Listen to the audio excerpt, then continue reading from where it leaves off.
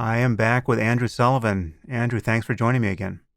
It's always wonderful to talk to you, Sam. So, first, we should just say that this is a simulcast. You are a freshly minted podcaster, and I'm quite honored to be your first podcast collaborator here. At least, I mean, obviously, you've done podcasts in the past, but this is your new Dish podcast. What's going on over there? Tell It us your is, Sam. plans. Well, I'm incredibly psyched to do this with you as the first one. We're going to do this every week, we hope. And the idea is to be able to have a conversation which is not constrained by all the pressures that are on us now in the media, wherever we are, and to talk openly and reasonably with people of different views, believe it or not, and to hash things out in a way that you've always been a master of doing. And so I couldn't be prouder to be launching this alongside you in our what seems to be now a tradition, right? Every 4 years we get Yeah, together and yeah. explain why we're both miserable about the coming election, but why we're going to vote anyway. So thank you. It's a big honor, and I'm psyched, and this is a big new adventure for all of us. Nice, nice. Well, I'm very happy to do this with you. I must say we have quite a checkered past here, however, because 4 years ago, I think we jinxed the presidential election. We had the brilliant idea of doing a podcast wherein we proved that we were as in touch with Hillary Clinton's flaws as anyone. We were not to be outdone by any aspiring Trump voter. And then in that podcast, we quite brilliantly, to my ear, turned the tables after about an hour of running down Hillary to make the case that Donald Trump was much, much worse. And despite all of our lesser of two evils casuistry, we got 4 years of Donald Trump. So let's not do that again. I don't know. Our influence terrifies me, Sam, as you know. I mean, how could one possibly speak without the thought of changing world history? But we'll do our best, I'm sure. So Do you want to start with? Do you want to yeah, start with? You want to start with why Biden is a problem, or no, do we start no. with Trump this time? Well, I think some of that's going to come up because I think you and I have some concerns about how tongue-tied everyone is around Biden's flaws, for understandable reasons. But I want us to say something useful at this point that just on the odd chance that there are any persuadable people out there. But I must say I'm pretty pessimistic about that. I suspect that almost anyone who's planning to vote for Trump at this point is probably out of reach of our arguments. And I mean, that doesn't mean we shouldn't try to reach such people, but let me just describe what I think the audience is for whatever we might say here.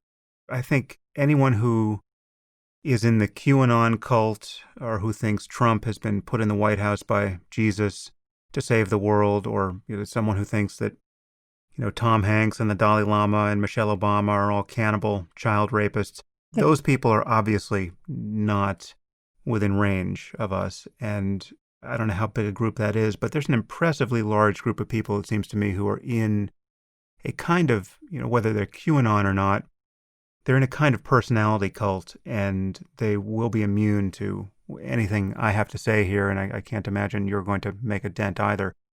But there are a few objections that come from what I consider to be smart, otherwise sane people who are planning to vote for Trump. And the number one objection I get, and if I could distill it down to something this person might say, it's something like, after hearing me go on a tirade about Trump, this person will say something like, I get that you don't like his personality. I don't like his personality either.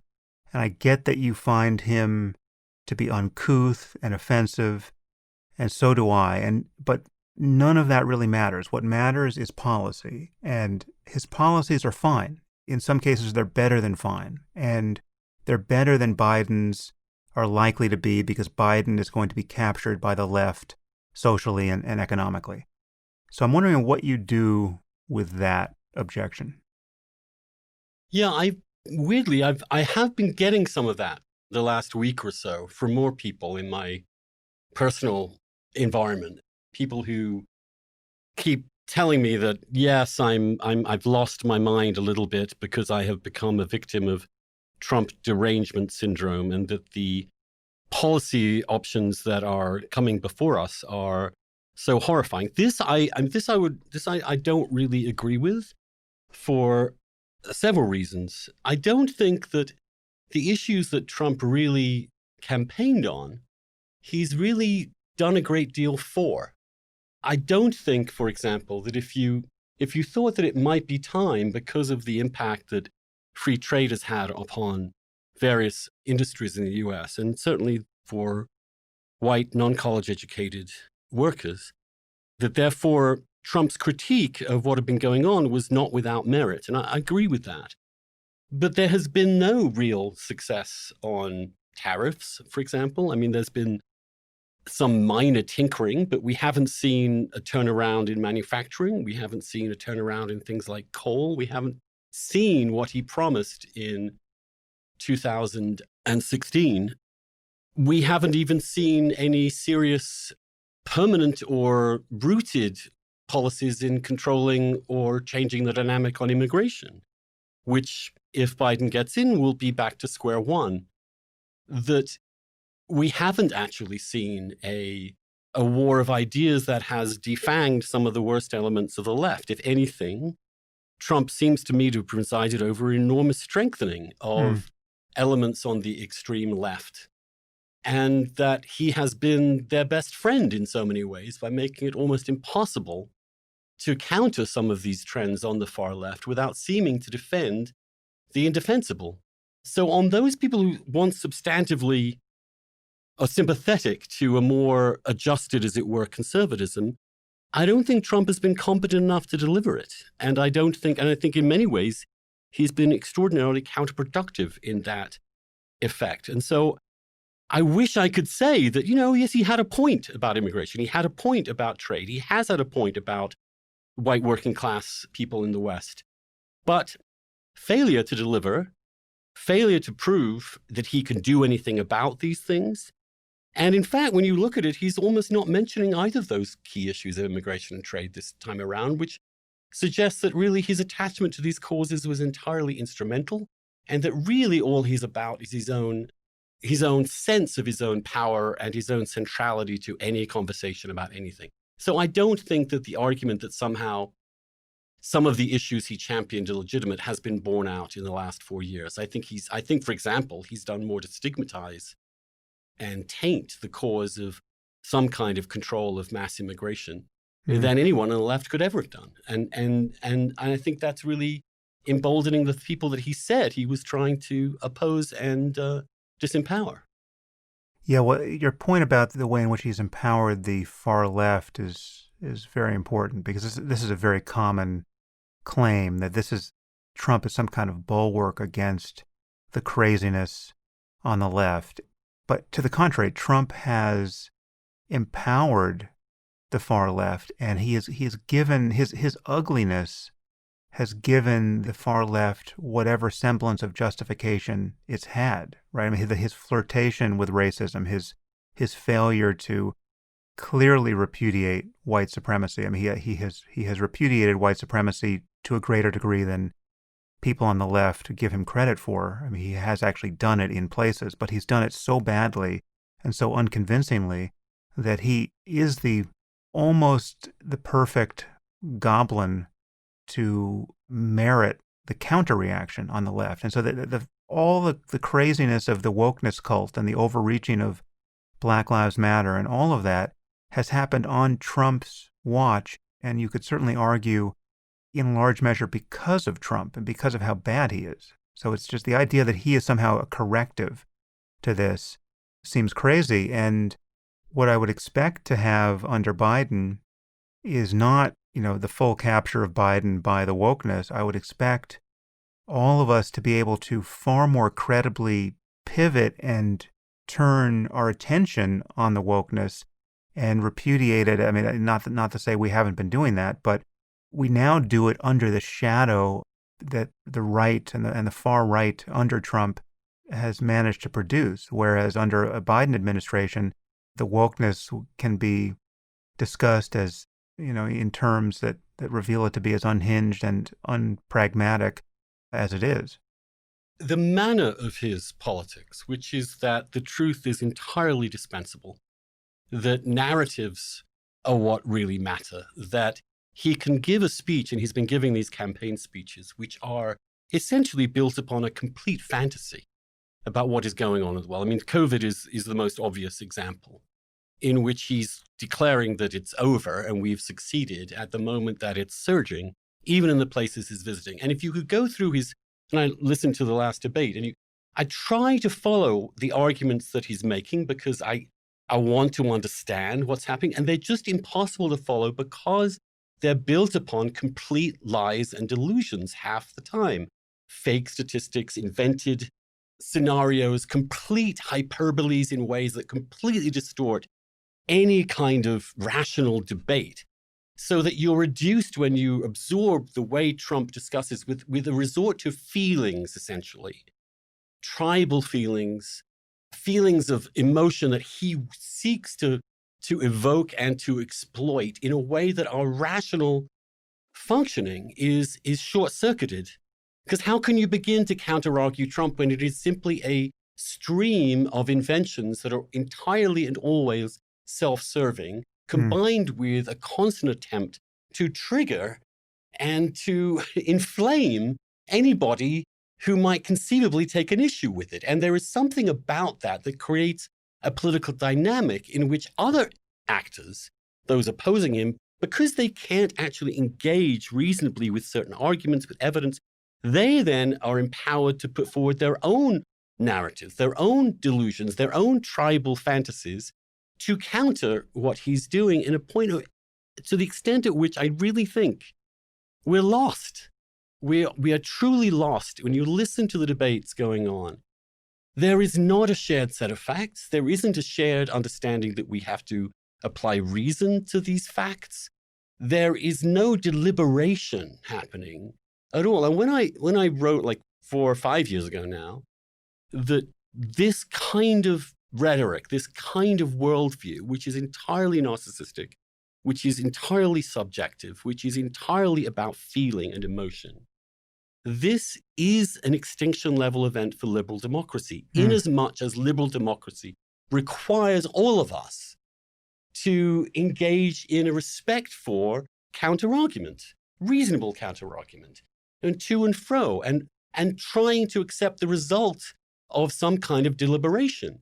This he has completely subverted in our psyches and in our public debate, and therefore empowers irrationality everywhere, including on the left, so that we've witnessed people saying things in what he called truthful hyperbole. When you think about some of the insane things that he said, well, I think of describing a multicultural, multiracial, dynamic America in 2020 as a form of white supremacy is nothing but a mirror image of this truthful hyperbole, which makes it almost impossible to engage with reality. That's what he's done. And he's not solely responsible for it. And I'm not going to say that wokeness or far left or the attack upon liberal democratic values he entirely created. He didn't. He was partly a product of that. But we have a test case of whether he can make it better. And in fact, he, by the very manner of his engagement in the discourse, is making it much, much worse all the time. Yeah, he has this almost supernatural ability to make his enemies worse people, or behave like sociopaths. I mean, he being this sociopath manages to corrupt even the well-intentioned reactions to his norm breaking. And I mean, this is what bothers me so much about this allegation of Trump derangement syndrome, or just this claim that, yeah, we get that you don't like him as a person, but that doesn't matter.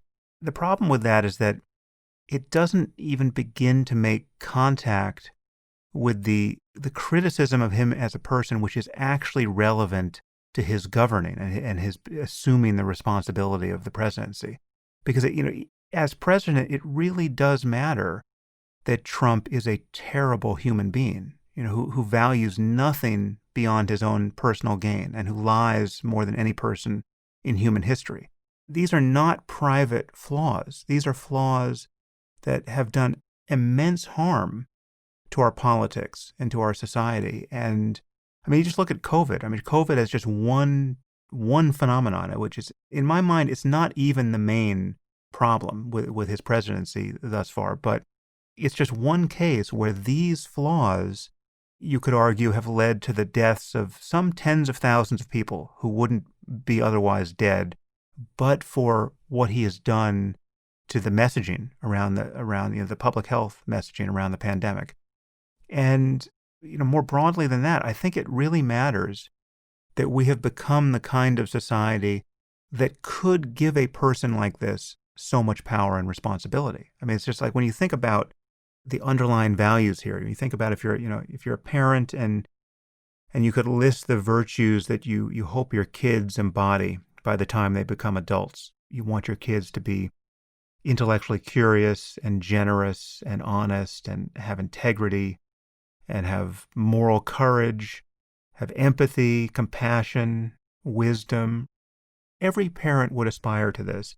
And Trump is the living, breathing negation of these virtues. He not only has none of them, he is just bursting with their opposites, right? He is greedy and malevolent and uncomprehending and is completely unaware of his deficits, right? I mean, this may sound like, a mere opinion about his personality, but it's not. I mean, these are statements that are every bit as objective about him psychologically as saying that he's, overweight or that he's taller than average or that he's got, bronzer on his face or whatever conspires to make him that color. And it matters what kind of person you put in this role. And whatever you want to say about Biden, and we'll talk about the scandal that no one will talk about. I don't know if you have any information about, or opinions about that, but whatever you might want to say about Biden and whatever peripheral corruption he could be found guilty of, there is no question that as a person, as the ethical core of him as a person, he is on another planet from Trump, and that has to matter. I think maybe an interesting comparison here is Bill Clinton, who I think characterologically is a pretty awful person. Yeah. But nonetheless was capable of operating, even if he was, let's say, economical with the truth at times. There was at least some kind of respect he gave to the notion of making rational arguments with evidence, and a respect he took even with when he was being persecuted by a special counsel, with nonetheless going through the motions of cooperating with it, even at one point being deposed and speaking to something which, in contrast with the things that Trump was accused of in impeachment, completely trivial. Yeah. But Clinton was able, in some ways, but his personal character did, I think, affect his public, but not to the same extent. And this is the key thing here, it seems to me, is a kind of extraordinary and extreme pathological narcissism, which prevents Trump literally from understanding the experiences of anybody outside of himself. And he's an inability to see that he is just one part of a bigger system. And that in fact, as president, he has responsibility for the interests of other people too. So that pathological narcissism, which is really deeper in him than I've ever come across in anybody in public life, means that when you come to a situation like suddenly there's a COVID crisis, what are your instincts? Your instinct, if you were a regular, reasonably normal person, is, blimey, we've got to do something about this. How do we figure out what the most sensible precautions are? Let's pick up the pandemic playbook that we had inherited. And you might even think that some of his instincts politically would be very successful. So, for example, he's kind of the guy that likes to shut borders. Well, he could have shut every border. He's kind of the guy that seeks to control the country, seeks to put himself at the middle of it. Well, he could have made all sorts of gestures to shutting down the country, to imposing masks. He had incredible leeway to do whatever he wanted. But especially if your goal is to control the epidemic, what did he do? He immediately understood this to be a possible threat to the economy, which meant to his re-election. So his instinct was to deny it, to push it out of his mind, or if it did happen, to try and tell a story that made it not important. So he continually and persistently lied in order to push this out of his consciousness, because as far as he was concerned, it wasn't affecting him, even though, of course, it would, personally in the end. But that basically incapacitated him from making any kind of sane judgment about this. In some ways you would think this xenophobic germaphobe, I mean, this is a man that won't let anyone near him, or didn't historically, wouldn't shake anybody's hands. If someone coughed near him in the Oval Office, he would ask them to leave. He was pathologically hostile to germs. That's why he likes fast food, we were told. I mean, he never pressed the lowest button on an elevator because he was terrified of germs. Why didn't this guy use all those things he had in his armor to launch a real campaign against COVID, which would have helped him actually politically in the end? Why? Because he simply narcissistically couldn't believe that if he were to reduce economic growth, it would harm him politically. That's all. Simple short-termism, inability to see beyond that. And the other thing we learned in the campaign, of course, is that within his own structure, within the Republican Party, within his own administration, we saw this as long ago as the first campaign. No one has any authority to stop him doing anything. He's really extraordinary in his ability to persist with his narcissism through any advice, criticism, other alternative viewpoints, to such an extent that it's a kind of blindness that when the real shit hit the fan, when the emergency happened, as it often does in a presidency, he just didn't have the skills to do it. His narcissism was so pathological, it prevented him from doing even obvious and sensible things. Yeah, he is a kind of moral and psychological paradox in a way, because it's almost like, I think of the fine-tuning argument for God. You and I have debated religion in the past. I don't remember you putting any weight on the fine-tuning of nature's constants as proof of the existence of God, but many have done that. And, just to remind people that, if the gravitational constant were slightly different, there'd be no formation of galaxies and all the rest. And if, the charge on the electron were different, well, then many things would follow that would be incompatible with life. And it turns out that these constants are tuned within, the tiniest fraction of a hair to values that are compatible with the universe as we know it, and any change would make things worse. And it's almost like the virtues I listed a moment ago, it's almost like he's got these tuned to their worst possible settings, but this doesn't actually make him the worst possible person. I mean, there are people who are, objectively worse than Trump, you just, compare him to Hitler. Hitler is worse, but the things that actually make Hitler worse are actually virtues, right? I mean, like courage and a commitment to something beyond yourself, right? Like if you add those, in generic virtues to an otherwise malevolent asshole, well, then he becomes a more competent, more self-sacrificing, malevolent asshole, right? So evil gets amplified by virtues in certain contexts. It's almost like Trump has everything dialed to its least respectable level. He is not a courageous person. He's not a competent person. He's not a consistent person. He's committed to nothing beyond himself. But this makes him, again, it is almost supernatural the degree to which he manages to skate through situations that would have destroyed any other predecessor politically. I mean, literally, he's guilty of 1,000 indiscretions which would have torpedoed the presidency of anyone else. So, I mean, even someone like, Clinton, right, who I share your estimation of Clinton. I'm not at all a fan, and I think he's, there's definitely something sociopathic about him.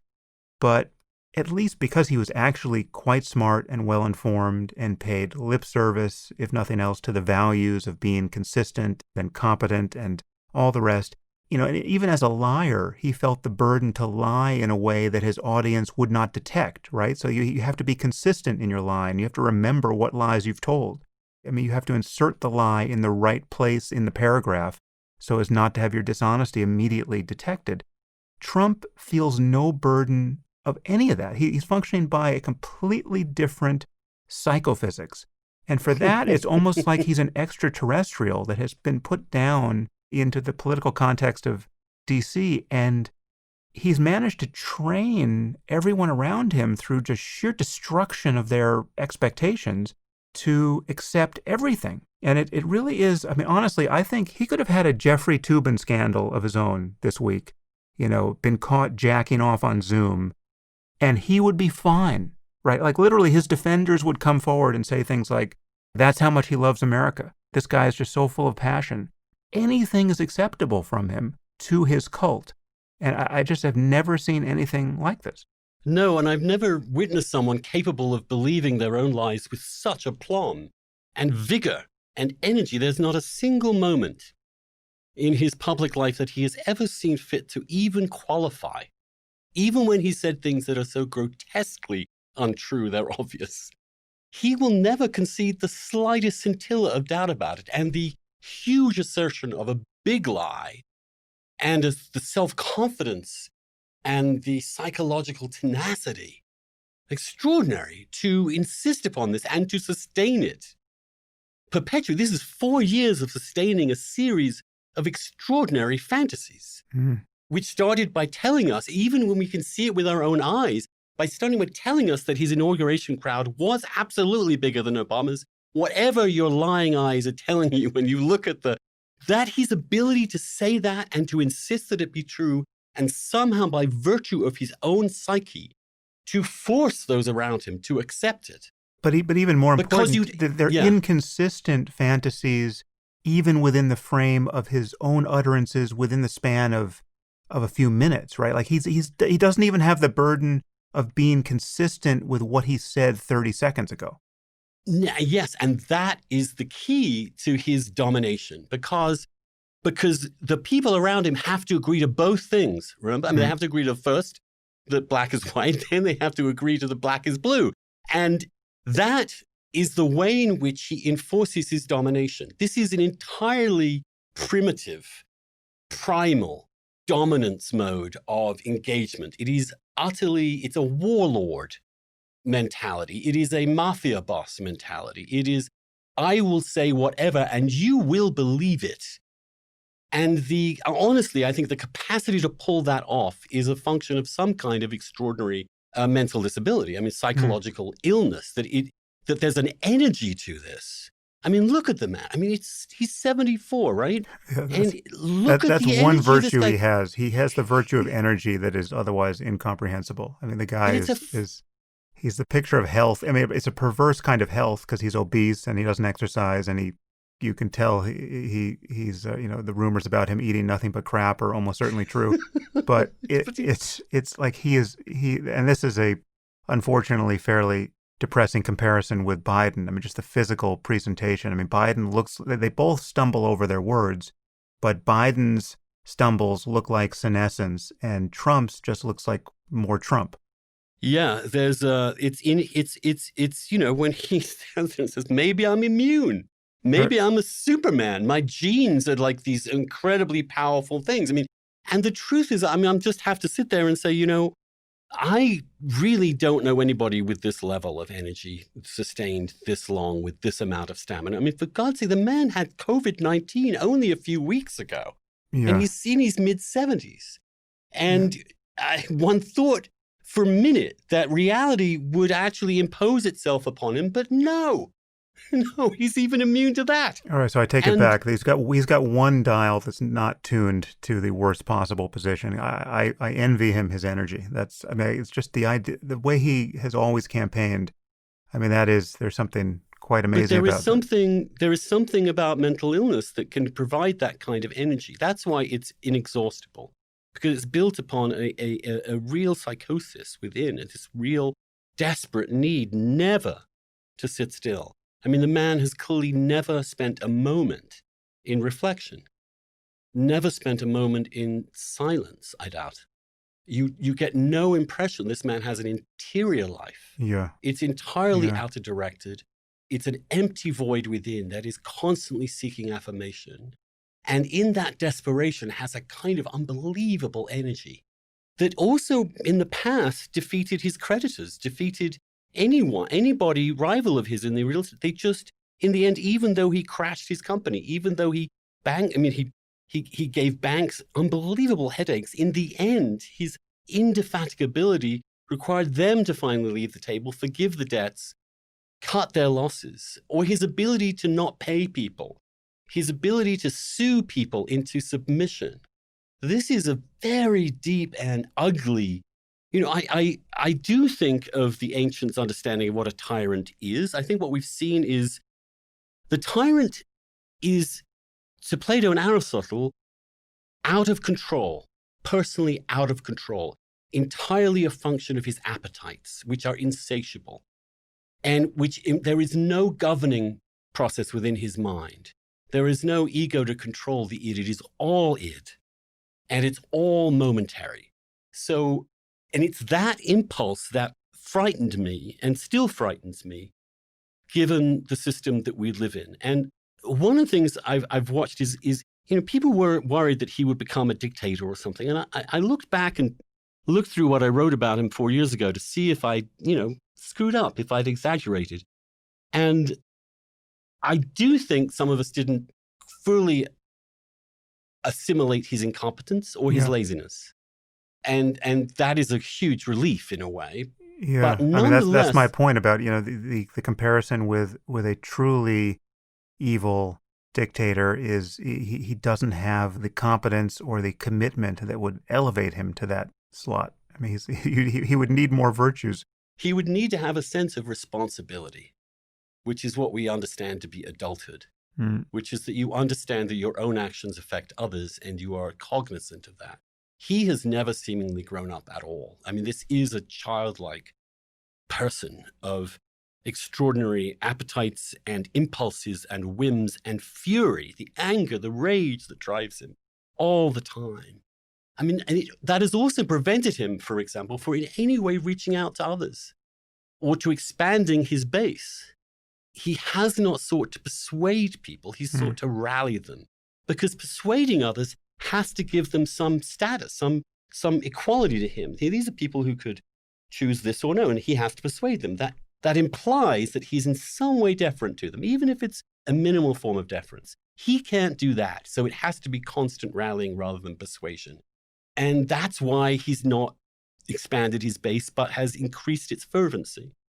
And I don't think that's going to end entirely. In fact, I think if he were to lose, and I'm pretty sure he will, but I'm not, there's still part of me that wonders if these polls have really captured what's going on out there. Yeah, well, we're right to be shell-shocked from last time around. So we are, but he also, it turns out he kind of wants to be a talk show host sitting in the Oval Office.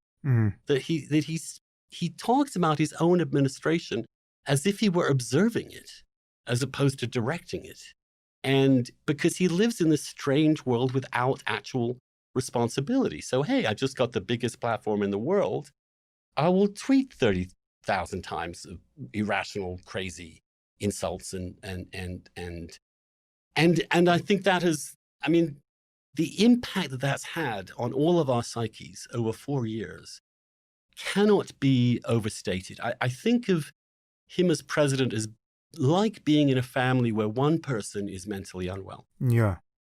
Over time, everyone becomes mentally unwell. It takes up so much bandwidth. I mean, I can't imagine even his supporters, even people who love him, I can't imagine they feel that this change that has come over our society in the last 3.5 years is good. I mean, it's just everyone has to be exhausted by politics taking up this much bandwidth. And not just politics, but tribal politics, like intensely emotional, psychologically exhausting, emotionally draining, constant conflict, rage, emotional outbursts. This is all heat. There's almost been no light at all. And I certainly think that psychologically I'll admit it, I think he's gotten into my head and has created, I had a clinical depression just a couple of months after he was elected. And I'm not saying that as a joke. I'm saying that having to absorb a crazy person every day that you can't really avoid, it reminds me of those people that have to live in totalitarian regimes where the picture and the face of the dear leader is constantly in you can't get away from it. It's on your wall. You have to adhere to it. You have to acknowledge it at every time so that there is no space left for you to have a time without Trump. And equally, but what do you make of the fact, though, that there are people, if we haven't already driven them from our audience, there are people listening to us who just don't understand this allergy we have to Trump. It's like, so I just kind of ran through, all the reasons why I find him to be a despicable person, but there are people who just don't see this about him. And now I mean, honestly, it's so evident to me that I can't, I don't really have even a theory of mind for someone who can't see any of this. But I mean, he's a kind of, for me, he's a kind of, and this is, this just plays into the hand of anyone who would accuse me of Trump derangement syndrome, because this kind of has a quasi-Freudian structure. But if you told me that I was going to suffer some kind of neurological illness that would make me exactly like Trump, I would fucking kill myself. I mean, honestly, I think the last time we spoke, I think this was in one of my diatribes about Trump, years ago. I recalled the scene in The Exorcist where the priest is performing the final ineffectual exorcism of Linda Blair, and I think he's strangling her, and the devil comes into him, visibly comes into him, and shines out from his eyes, the green eyes of Satan. And at that moment, he has this moment of kind of wrestling with himself, and then he hurls himself through that window and down those stone steps. And that's exactly what I would do. I mean, honestly, like he everything I hope to be, everything I admire in myself and want to increase, and everything I'm depressed about myself and want to change, everything is pointing in the opposite direction from what Trump has fully actualized in himself. And it's just, so he is a kind of super stimulus to me. He is just the most appalling person I can name. Right. And again, I mean, honestly, it's like the invidious comparisons to someone like Osama bin Laden are honest. I do not feel the same way about Osama bin Laden, though I recognize the harms that he caused based on his ideology. And obviously, I've said more than my piece against jihadism. But Osama bin Laden as a person, is far more understandable to me and far less reprehensible personally, psychologically, than Trump. And I think the way people, and this is just a guess, because I'm honestly genuinely shocked when I look at polling and find, for example, that white Catholics are 50-50. Now, I was, I brought up a Catholic. I am a Catholic. There are certain core, I mean, we're going to disagree about religious faith, but there are certain values that are taught. And he is literally the negation of every single one. I mean, it is almost impossible to come up with someone less officially Christian in the virtues than Trump is. And yet, half of them think he's okay. And now look, here's one thought, is that they're not really thinking about him. They're thinking about the people they hate. They're thinking about those liberals. He drives the liberals crazy, as you can hear, at least from my microphone, and they love that about him. And I understand that. That's the thing. I totally get that. They honestly drive me up the wall. I get into irrational states of loathing of some of these people. And they're in my class and they are all around me. I live with them. And at some point, I'm just, God damn these people. If you imagine that people are just blinding themselves to who he is and just are so consumed by loathing and contempt for the elites, then you can see how psychologically you can support him without thinking too much about him. And he is, if you think of him as one giant middle finger, then it works. And I do think there is, and I do think the way in which the media has responded and in which other institutions have responded, including things like the FBI and CIA and the mainstream media in its broad sense, and even the judiciary, who have gone nuts. They have overplayed their hands in ways that equally undermine confidence in a liberal democracy. That seems as if it's all just some great tribal struggle. And if it is that tribal struggle, and you hate those people, well, maybe he's tolerable. Maybe he's just simply a weapon at hand. And given the sort of way in which those elites have never truly copped to their responsibility for some of the worst decisions in the last 30 years in this country, especially insofar as they affected regular working class white people, I think is integral to understanding his appeal as a concept. And I can't I sympathize with that. I really do. And I've tried to learn from it.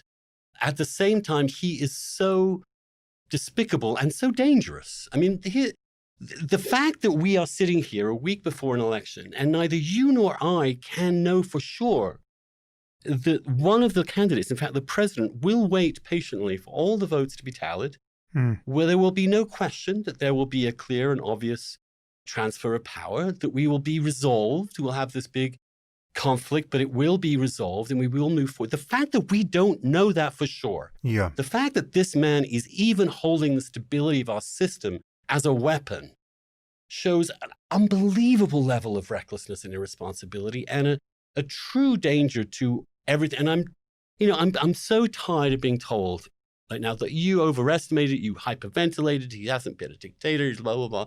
And this is a very sort of world-weary sense. Yes, but what are we supposed to do? When a president says, I may not abide by the results of an election, are we supposed to sit there and say, oh, well, we know he doesn't really mean that, or we'll be fine? No, that's not our responsibility. Why are we being put in this position at all?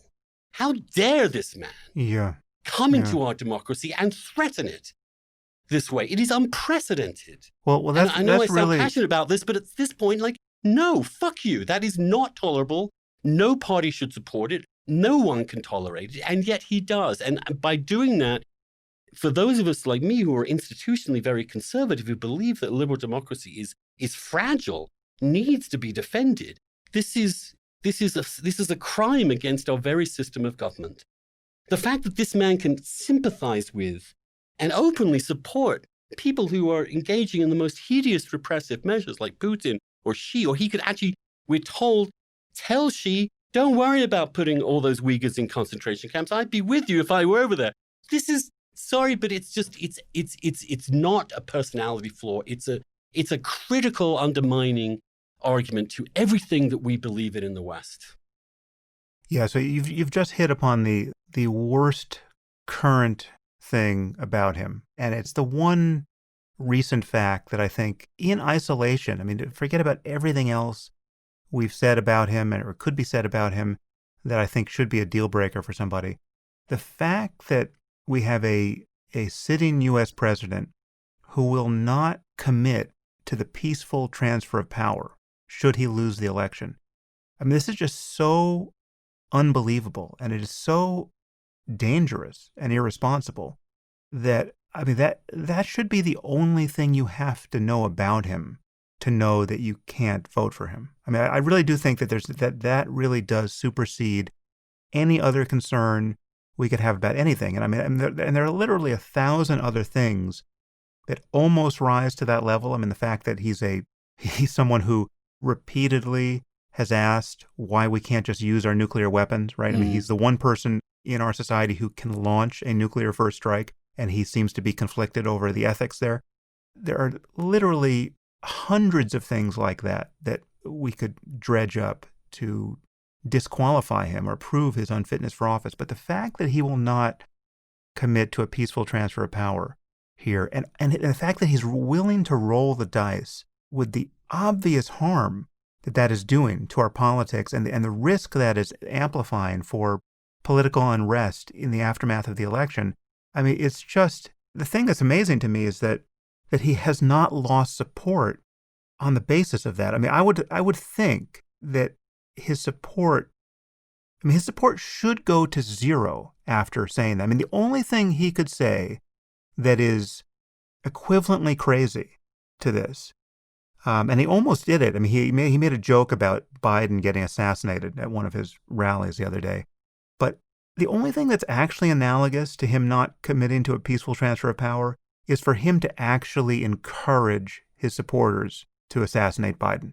If he stood up at a rally and said, listen, we'd all be a lot better if one of you put a bullet in this joker, right? I mean, if he did that, the truth is, I'm not even sure that's worse. I think it might be more shocking to some people, but the fact that he is willing to roll the dice with endless allegations that the election is rigged, that there's no way he could lose but for the essentially a Democrat-run coup, and he's not going to commit to the peaceful transfer of power, and he's just willing to just let that aftermath play out with 400 million guns in this society. it is unbelievable that we're here, and it's doubly unbelievable that we haven't seen the support for him go to zero on that basis. Yes. And the truth is that I am genuinely frightened of a close result, which he refuses to acknowledge. I'm genuinely frightened of an unbelievably specious attempt to call the election on election night, regardless of whether we've completed or voted or have counted all or even a majority of the votes. The fact that I'm afraid that he could indeed call for violence in the streets in his defense, that he could stoke and would talk about this as if he weren't ultimately responsible for law and order in the United States, is simply unique in the history of the United States, or unique in the history of Western democracy, actually. And given the passions that he has created, and given also the racial fault line that he has mined, and given the radicalization that he has also enabled, but not, he hasn't created it entirely himself, but he has definitely made it worse. We're talking about probably the most dangerous period in modern American history in terms of the stability of the actual regime, of the stability of the system. When the person in charge of the system openly speaks of no responsibility for maintaining it, in fact, because again, I come back to this pathological narcissism, he cannot see outside his own personal pride, ego, and self-interest, that we are still in a terribly precarious situation in this country. And I will not breathe easily or sleep well until he is removed from office. And I felt that way from the beginning, because I can't ever see, because he's never given us any indication of any limit to what he will and will not do. It is a constant process of shock. And when you look at classical depictions of crazy tyrants, this is their capacity. It's part of what maintains their power. They never tell you the limits on what they can do. They always keep you guessing. We'll see what happens is one of his favorite phrases, which is a threat. It's not an observation. And his refusal to ever put any outer limits on what he can and cannot do in the terms of this culture is unique, and it is terrifying. And I'm sorry, but Republicans and conservatives who sort of roll their eyes at this as if what they're witnessing is entertainment. The truth is, I don't think I've seen the rank and file Republican response to his unwillingness to commit to a peaceful transfer of power. I mean, how have you noticed how Republicans spin that and bracket it or otherwise convey their reasons for not taking it seriously? I haven't seen a clear, absolutely unequivocal, except maybe from Romney, statement from people with power saying this is unacceptable and must be stopped. They tell us that it's not going to happen. He's just joking. This constant he's just joking stuff. Again, it suggests that we're watching a miniseries rather than living in an actual functioning republic. But, I mean, in this case, he's so obviously not joking. This ball has been teed up for him, now at least a dozen times, and every time he declines to hit it in the way you would expect a U.S. president to. I think it's because he sees himself sort of in a lawsuit where you never concede anything, and you until the very last minute if you're forced to settle, you may be forced to settle, but you certainly never give away any leverage in advance, which of course might be a sensible strategy if you are a private actor within a system which has already guaranteed some basic security. When you're actually the president of the United States and you're putting the entire system at risk, I just think there's an incredible complacency about the stability of the system, which really does help reinforce to me, who thinks of himself as a sort of classical conservative, just how anti-conservative this Republican movement is. It is absolutely contemptuous of procedures, norms, and institutions,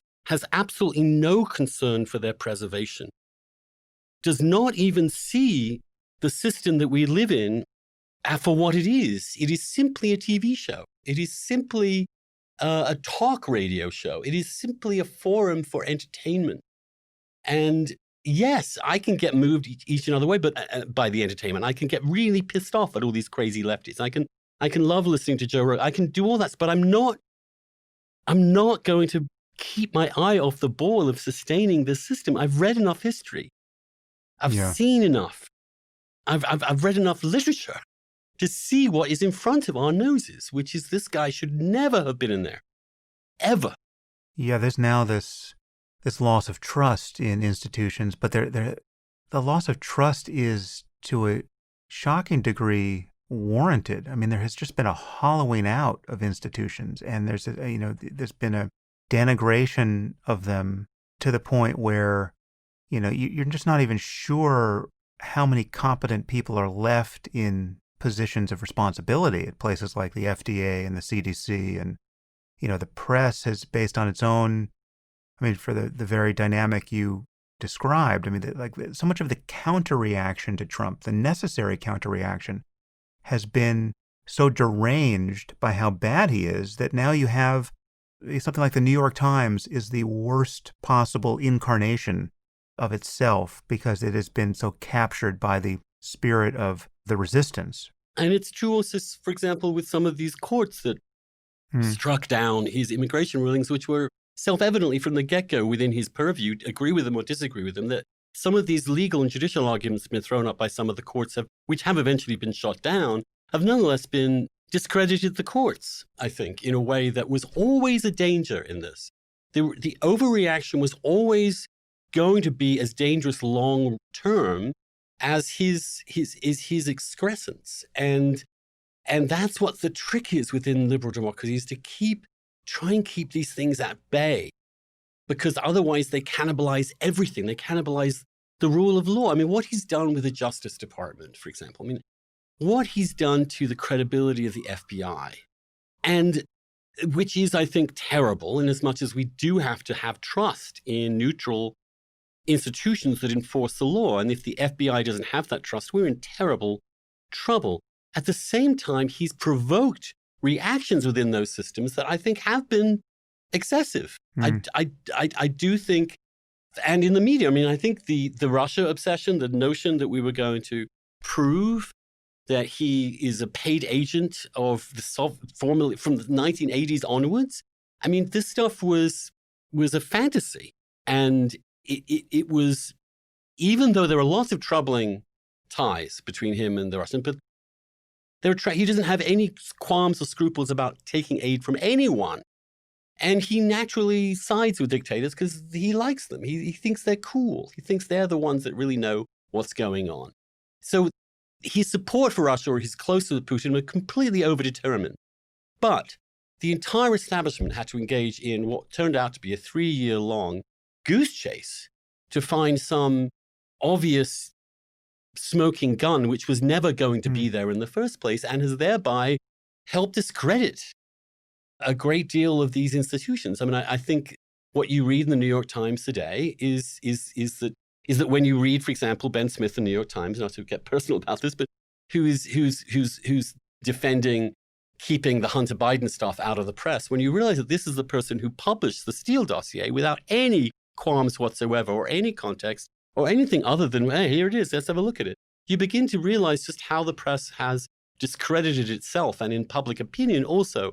And I must say, Sam, I mean, I look at places like CNN and I can't believe it anymore. It's completely broken. Yeah. It is broken so badly. And a function of this, of course, is that it's also incredibly boring.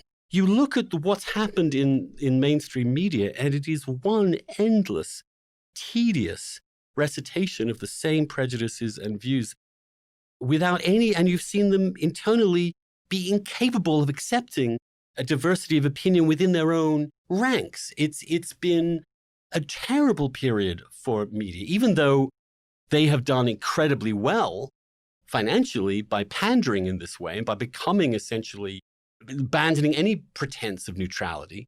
They don't realize that that in itself is also an attack upon liberal democracy. And I want there to be a newspaper where which I can trust. And I want to read a newspaper where I don't read every page and feel there is an obvious agenda here that even I, who loathe the man, and despise many of his policies, I still find irritating and crude and self-discrediting.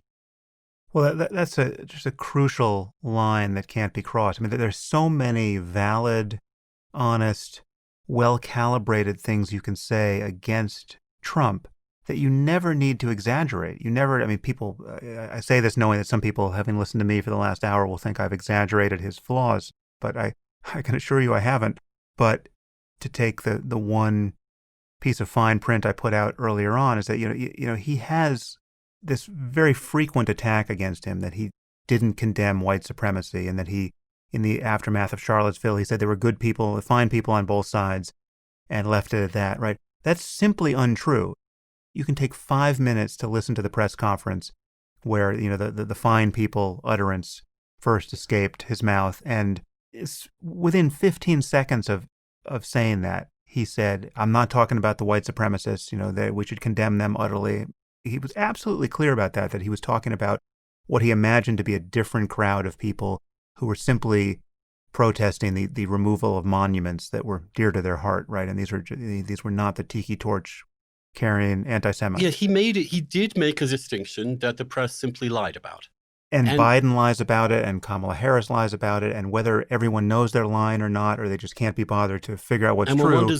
One wonders whether Daniel Dale has ruled on this. Right. There are things that are said about him that are not true and that are unfair. Yeah. But the point is, you never need to do that, right? You never need to be dishonest with respect to. Yes, but they have an agenda in doing that because they want to racialize this. The left has done a great, sterling, constant job of saying that what this is really about is not illiberalism. It's not the dangers of a person who can't be trusted, or who is a fantasist or a narcissist or a dangerous person. They want to make this into proof that, in fact, all of America just voted twice for Obama is a white, not just racist, but white supremacist. And therefore, they have to up the ante all the time. What's fascinating to me is that after 4 years of that, 4 years of it, it looks as if Trump is going to significantly increase, even from a very low base, but nonetheless increase support among blacks and Hispanics.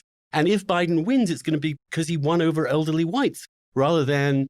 So the actual data that we're seeing does not portray this. And you also realize that the people who were critical in giving Biden the nomination were basically solid black Democratic voters who have their feet on the ground and their heads screwed on right, who understood that it is not in the interest of African Americans to have their entire neighborhoods ransacked with looting and rioting and in flames. That people do want to see police misconduct held to account. They do want to see real reform. And there is a huge, I think, majority for practical common sense reforms in restraining police abuse. Absolutely. But that is being blown away by an attempt to create this sort of grand racial tribal narrative that isn't actually borne out in reality. And that's also the case with the question of immigration, where what are completely genuine and completely legitimate democratic arguments about how much immigration should we have, how little immigration we should have, how should we enforce, these are completely legitimate questions for politics. And yet we are told that anybody raising these issues, or even having anything but a completely permissive view, is inherently thereby a white supremacist. Now, of course, when people are being told that things that they just wanted to have a voice on, that they're bigots for even raising it, of course, they're going to be more concerned and hate the people calling them bigots than the person they think might actually, in the end, stand up for them. And that helps Trump do what he wants to do. I think Trump is, I think in the sense that he's dismissive of African Americans and contemptuous of and lacks any empathy or compassion or any sense really of the nuances of history, is a racist, yes. But do I think he's a kind of long-standing white supremacist seeking to oppress? No, he's desperate for minority votes. He champions them. He talks about them all the time. It's more complicated than that. And I think... Well, he's totally without ideology. He's not committed to anything.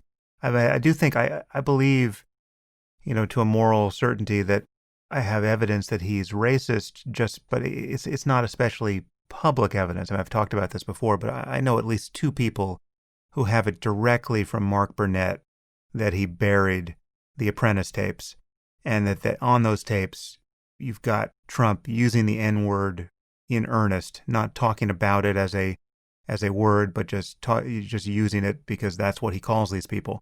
We also know that he's a rapist. I mean, this is not up for dispute. So you just struck a point of contact to the Hunter Biden scandal that no one will talk about.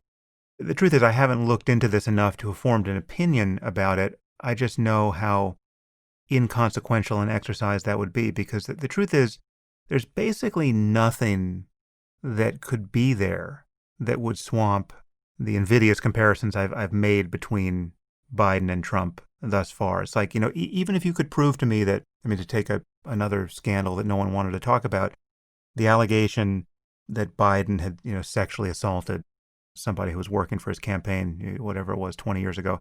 At a certain point, the New York Times talked about that, but only to sort of put it back in the closet.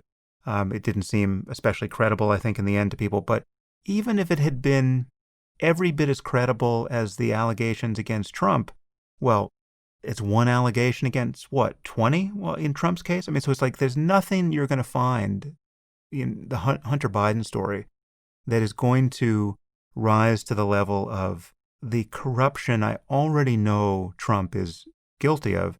And that's why it's deeply uninteresting to me. But I share people's concern that we are now in a place in our democracy where we feel like we can't even report stories because they could so destabilize our politics so that we would wind up with 4 more years of Trump. I think it is in fact true, as a matter of just the changes, hourly changes in public opinion, that Comey's reactivation of the Hillary Clinton investigation in the last week of the campaign is why Trump became president. It was obviously there are many other variables here, but that was the thing that changed the polling decisively. You can just essentially time it to the hour, but we're here. So I don't know what should we be doing with Hunter Biden and Joe Biden at the moment.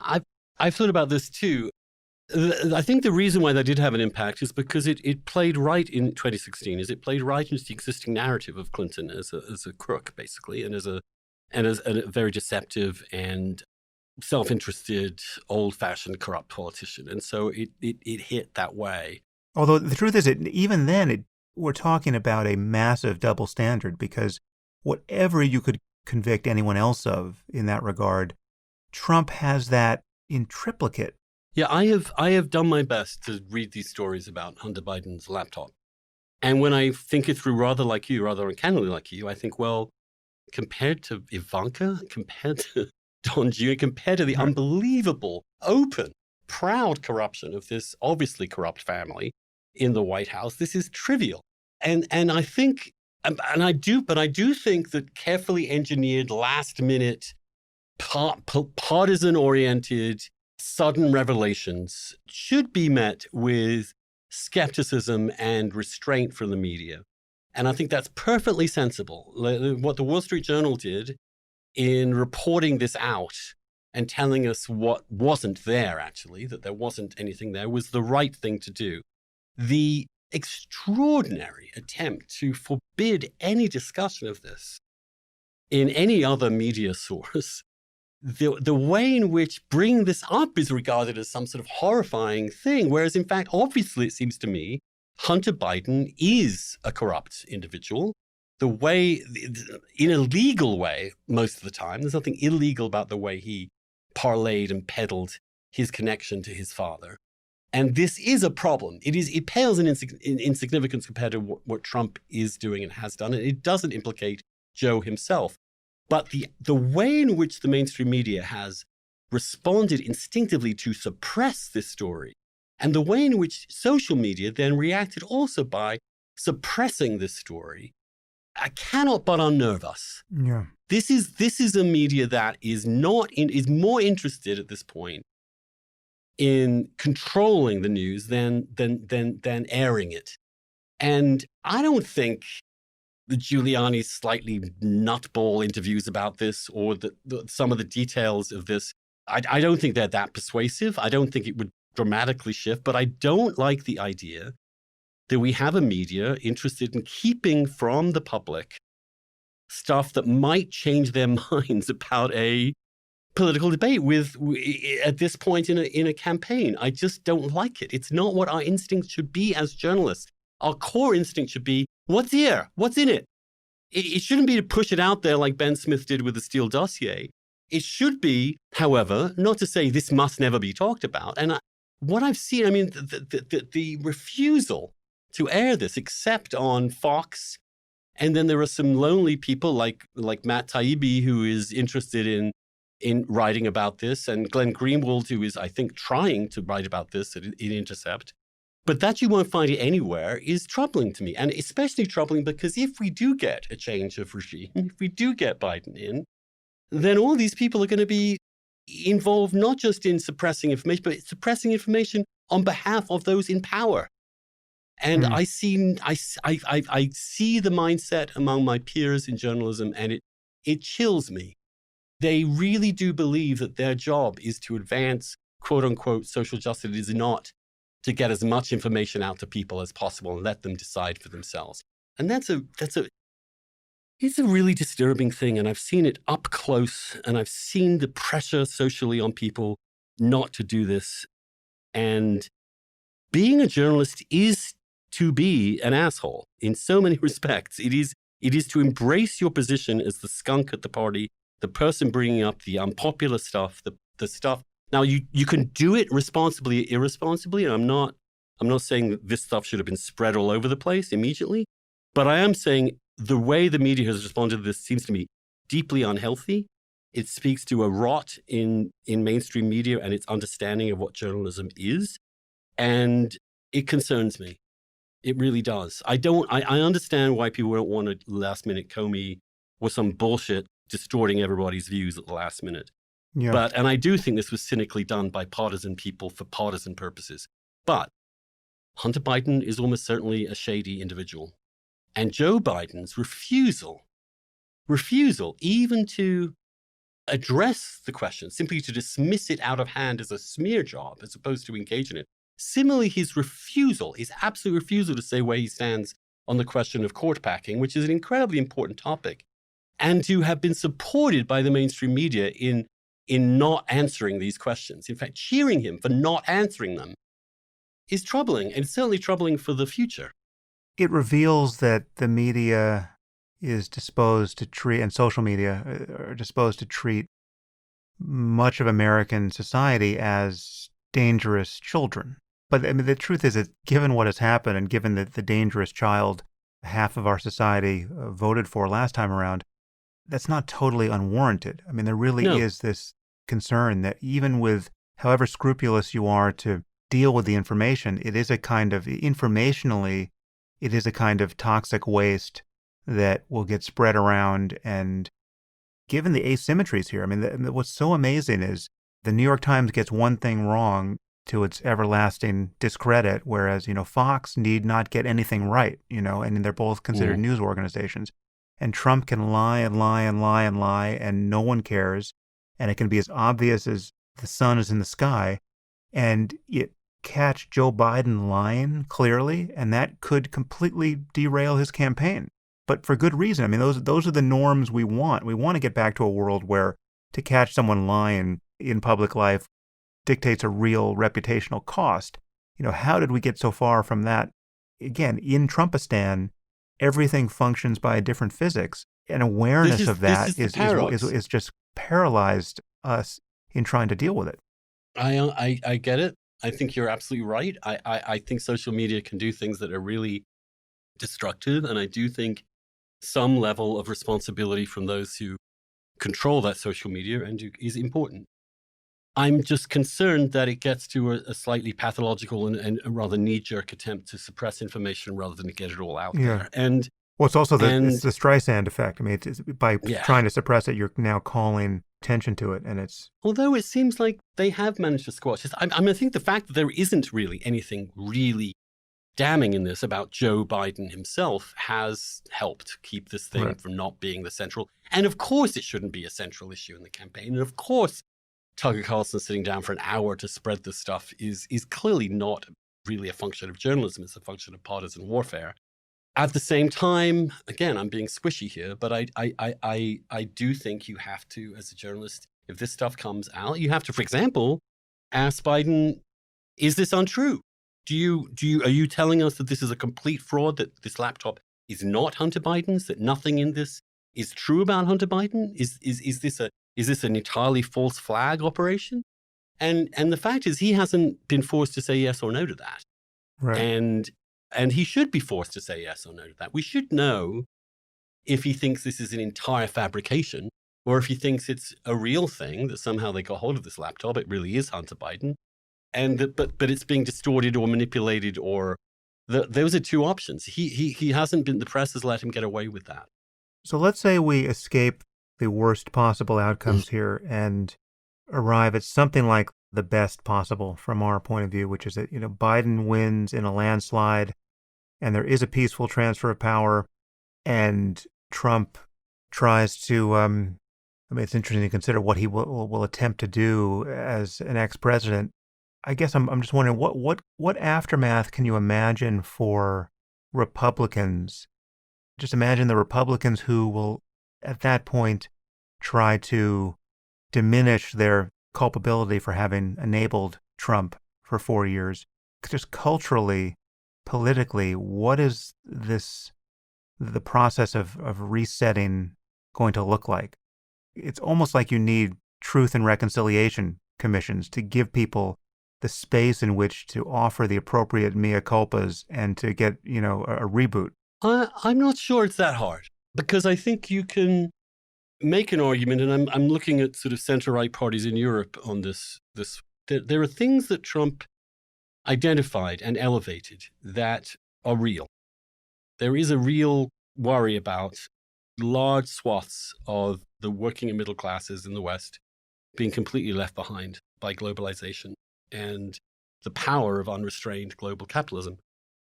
And there is also a genuine question of how fast a population can change demographically without being counterproductive in terms of it provoking racist, xenophobic, or nativist responses when it is at what is a historic peak. I mean, not seen for over a century, of something like 14% of the entire population of the United States not having been born in the United States, which is as high as it's been since the early 20th century, after which there was a very draconian immigration law. I think those issues can be integrated into a more sensible and liberal democratic conservatism, that you can harness patriotism, you can harness traditional values with skepticism towards completely free trade and with some more control and enforcement of immigration laws in a way that is a completely plausible and probably quite popular position. And it's something that, for example, in the UK, the Tories were able to do quite successfully and win an 80-seat majority, the biggest majority in decades in the UK Parliament. And even though they're struggling with COVID, obviously, that's quite an achievement. I'm quite optimistic about the possibility of a kind of adjusted conservative. It's not going to be a return to neoconservatism in foreign policy. It's not going to be a return to neoclassical economics. It can't be, because they have become, I think, a victim of their own success. So I do think there's a possibility for a figure to emerge to say, we get what you were saying. We realize this guy was out of his mind. I mean, they're not going to say it quite that boldly, but they will emphasize things like the rule of law, give and take in a democracy, those kind of values. But to be honest, what I really hope is that Biden will be and present himself as being a unifying president. And that means really, first of all, finding a way to keep us and keep this economy alive during COVID, which is going to be brutal in the next 6 to 9 months.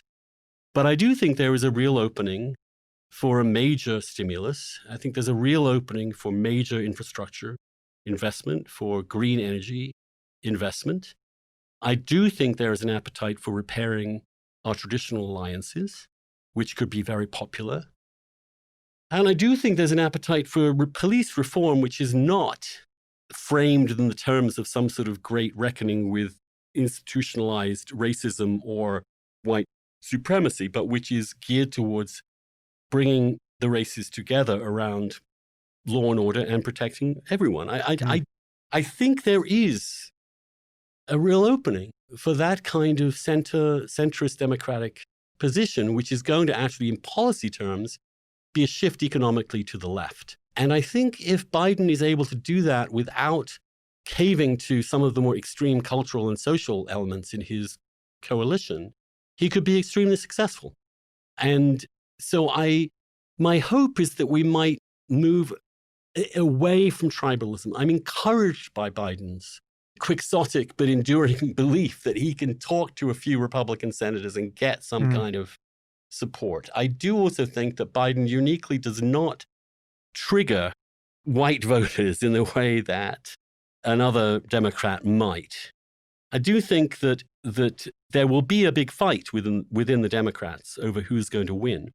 And in my darker moments, I think Biden is just out of it and will cave and will bring in so many crazy-ass wokies into the situation that it will all become terrible. But I don't want to give up on that possibility. It's not like Biden has run a campaign for the center. He has not, even though he has endorsed big infrastructure spending and debt, which I think is probably necessary given the extraordinary crisis of the global economy in this epidemic.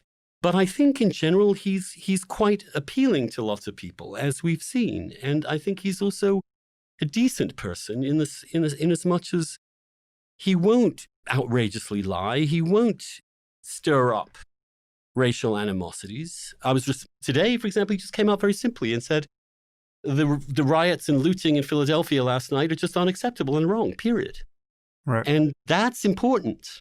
It's important that the cops understand that the president is not going to sell them out at every opportunity, even though he's going to be tough in making sure that the injustices that are there are examined and rooted out. You know, I just wonder whether Biden isn't actually a better spokesman for Obamaism than Obama was, even though Obama was incredibly eloquent. There was just something culturally that clearly it didn't. I mean, I found him unbelievably inspiring and culturally ennobling and wonderfully, but clearly that didn't work for large numbers of people, and they felt alienated to some extent.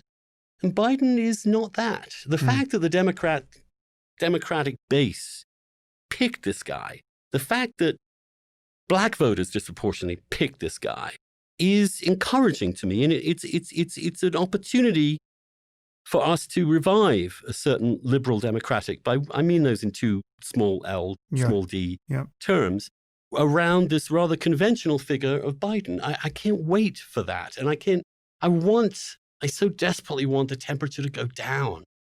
I want some of the tension to be released. I want a president I don't have to think about for a few weeks. I want someone whose core psyche I'm pretty comfortable with, even though Biden over the years has driven me nuts and he's irritating in some ways and he's confusing and he has been a blowhard. What's interesting to me is the Biden they've given us in this campaign is not that Biden. He is more the elder statesman, come together, let's all get along figure, an elderly figure, someone who represents a past understanding, for example, of bipartisanship. And these are things that they have advertised. They put them front and forward. That matters in terms of how the administration will evolve. He's going to have enormous pressure on him from the left. But my hope, again, I can't guarantee this, and part of me is pessimistic, but my hope is that he can really do that. He can put together a civilized civil coalition around the center. And I think that, and I actually think, and this is another debate, if he gets a really big win, I think that helps him against the left. Right. Because he's going to bring in a whole bunch of Democrats into the Senate and the House who are going to be answerable to swing voters in marginal seats. And if you look at the way the Democrats responded on the way they campaigned in 2018, if that is where Biden goes, then I think it's quite possible he'll do very well. But as you point out, he is the elder Biden, and to the point of where it does not seem irrational to imagine that he's a one-term president, and he may well be succeeded at some point in the middle of his term by Kamala Harris. I mean, actuarially, it would not be a terrible surprise. So how do you view the prospect of a Harris presidency? Why do you ask me that question? Is this the part we cut out so as not to give energy to Trump voters? Yes, I'm not that. I wasn't that. To be honest with you, there's an element of her that obviously seems to be tough-minded, and I'm certainly in favor of women in high office, and that's a plus as far as I'm concerned. There's an element to her that has seemed a little unserious, to be honest with you. I mean, I remember her in one of those debates where she said that within 100 days, if they didn't pass gun control legislation, I can't remember exactly what she said, she would enforce it herself. And I'm like, well, and Biden actually in that debate said, well, constitutionally, you can't do that. That's not within the powers of the president. And I was like, well, that's an obviously good point. And I waited for her to respond. She's a prosecutor. She knows the law. She knows the Constitution. And she just kind of giggled and laughed and said, oh, come on, Joe. We can do it if we try. Yes, we can. And I was like, that is not a serious person. Right. But in terms of fears that she is a full avatar of the wokeness. I mean, her history as a prosecutor would suggest that she's not among the defund the police crowd. No. Whatever lip service she's paid to wokeness. No, but she's also seems to have a finger in the wind, right. and is a somewhat canny politician, and we'll see. He would have to die for her to succeed. I think there's still quite a chance he'll be hanging on for 4 more years. I don't think he's going to run again. And I do think, therefore, after the midterms, there's going to be a real fight for the future of the party. I can't imagine him running for a second term.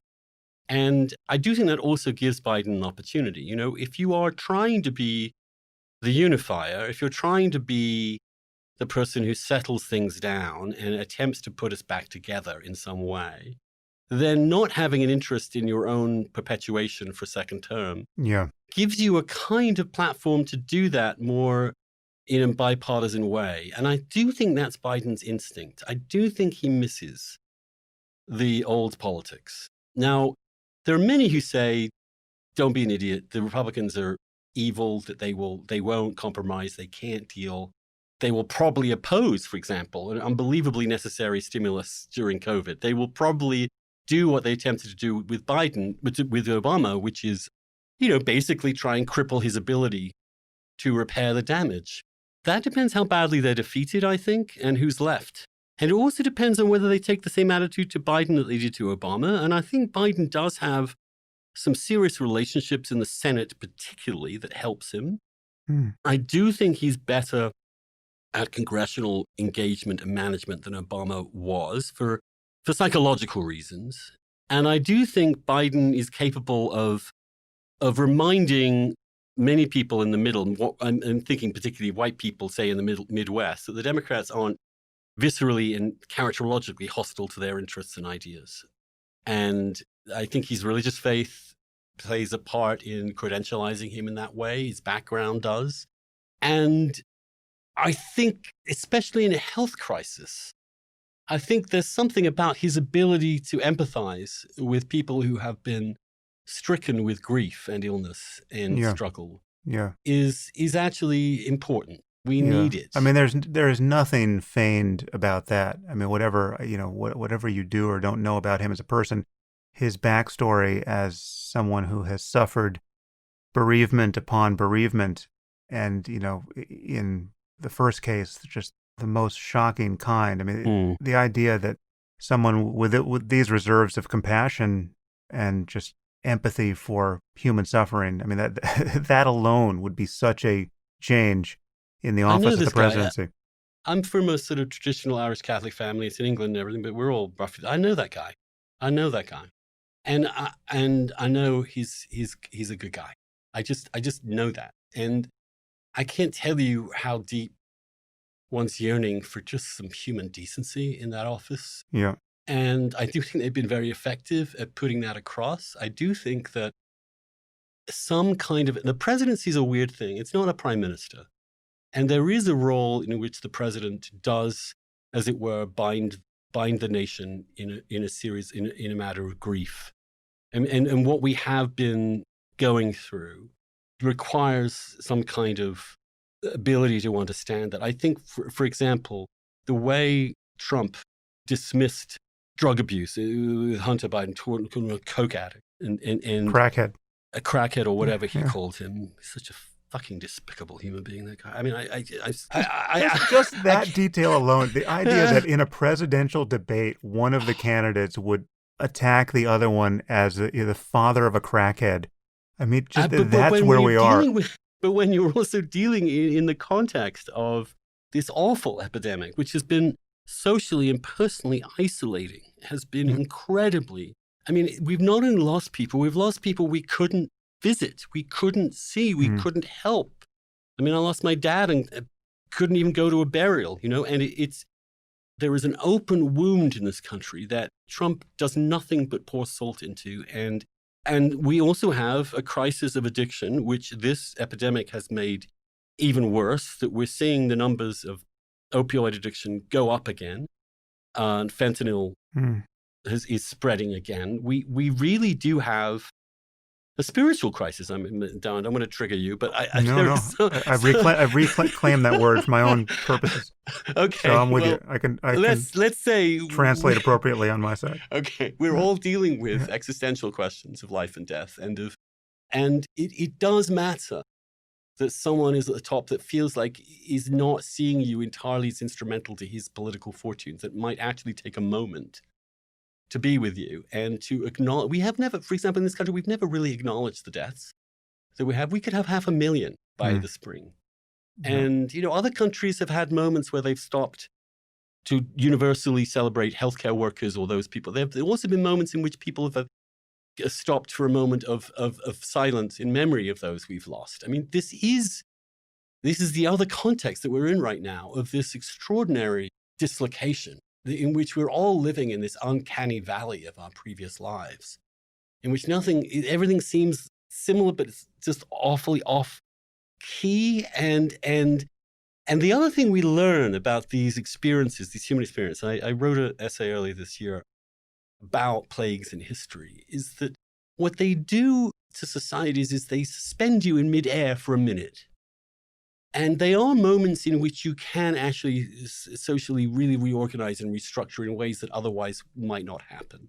And I do think that we're going to see, and as someone who was, you know, a supporter of Thatcher, Reagan, and a lot of neoliberal economics for a while, I do think that it's quite plausible argument. If you shift from race and identity to class as a Democrat, you actually have a unique opportunity to build a consensus around more support for working people, more support for people with addiction, more compassion in that context without dividing us by race, and massive inequality that absolutely needs to be addressed structurally with some redistribution. So there's a moment here, an opportunity that, again, you don't see this old dude as necessarily harnessing, but I think he might be, in a paradoxical way, a man for the moment, in as much as that, yes, he could preside over this without making people afraid of a sort of leftist takeover, because old Uncle Joe's in there. Also could be quite structurally important in terms of the economy. But also, I think we want a defense of the West.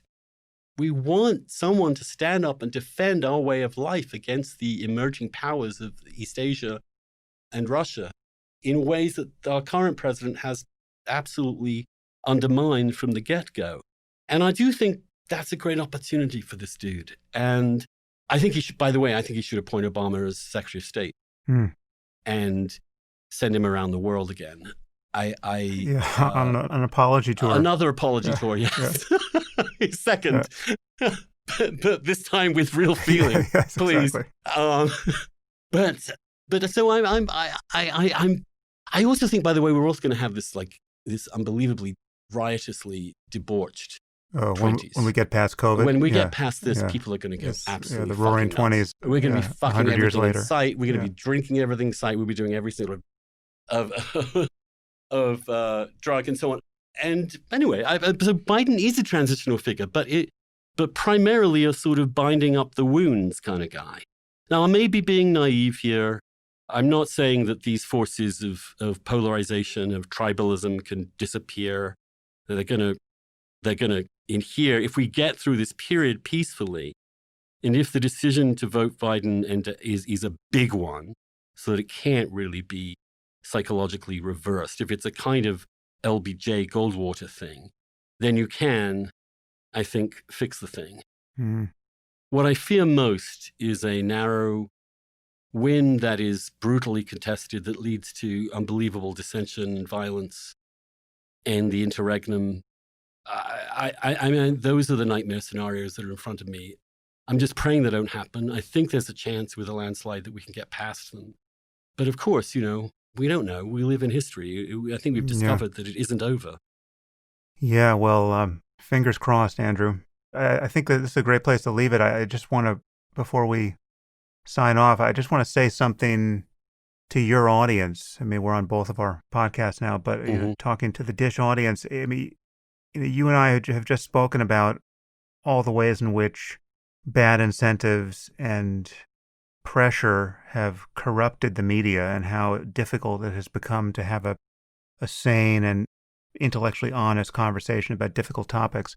And I really hold you to be one among a handful of people who can be relied upon to take intellectual and reputational risks to advance that honest conversation. And it's getting harder to do that. And the business model of journalism has been inimical to, ordinary people doing that. And it's been taking, extraordinary people or extraordinarily lucky people to do it. And, you and I don't agree about everything. You and I certainly started out debating things and debating if it's been a few years since I looked back at our first debate about religious belief, but it was surprisingly hard hitting, if memory serves. And the fact that we have arrived in a place where we're friends and we're this copacetic, it just speaks to something about you that I have not discovered in everyone I've disagreed with in quite the same way. And so I just urge your audience to support your current endeavor, because the only thing that will allow you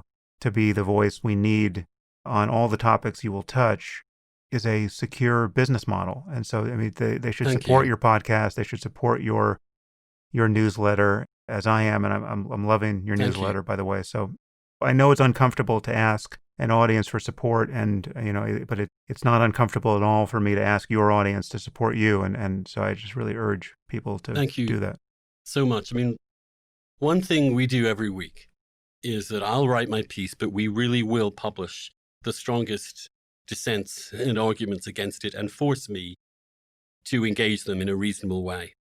And no one else is doing that. It's not a comment section where people yell at you. It is an attempt to put me on the spot every week to make sure that I'm kept honest by my own readership. And yes, I mean, we've proven that this can't happen anymore in so many media institutions that have been captured.